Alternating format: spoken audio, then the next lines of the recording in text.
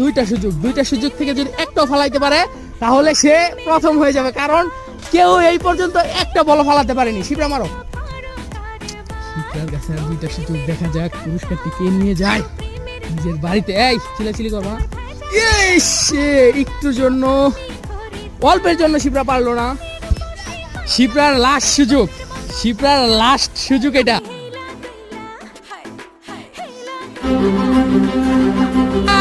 শিপ্রার জন্য তালি। শিপ্রা পেয়ে যাবে তার মনের মতো একটা পুরস্কার এইখান থেকে। সবাই শিপ্রার জন্য তালি দাও।